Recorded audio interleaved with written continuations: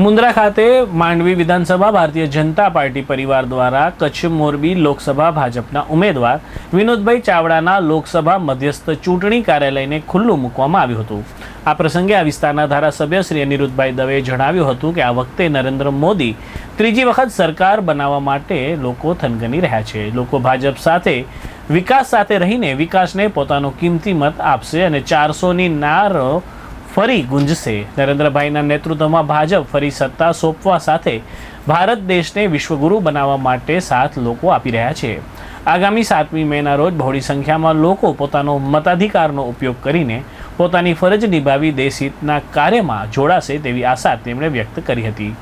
લોકસભા ચૂંટણી કાર્યાલયના શુભારંભ પ્રસંગે મુન્દ્રા માંડવીના ભાજપના કાર્યકરો હોદ્દેદારો બહોળી સંખ્યામાં ઉપસ્થિત રહ્યા હતા। મુન્દ્રા શહેરની અંદર એક તાલુકા અને શહેર બંને એકમનું બંને મંડળનું મધ્યસ્થ ચૂંટણી કાર્યાલયનું ઉદ્ઘાટન કરવામાં આવ્યું, જેની અંદર સૌ ચૂંટાયેલા પદાધિકારીઓ, તાલુકા પંચાયત, જિલ્લા પંચાયત, નગરપાલિકા અને અન્ય સૌ આગેવાનો સંગઠનના પદાધિકારીઓ સૌ કોઈ હાજર હતા।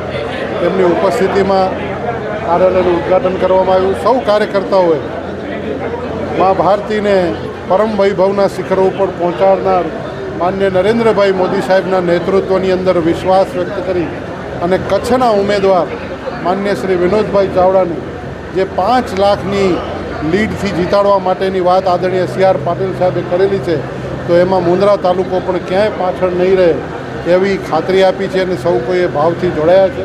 તમે જોયું, સંખ્યા કાર્યકર્તાઓ ખૂબ સારી સ્થિતિમાં મોટી સંખ્યામાં ઉપસ્થિતિ હતી એમની, અને સૌ કોઈએ ભારતીય જનતા પાર્ટીને વિજય અપાવવા માટેનો કોલ આપેલો છે।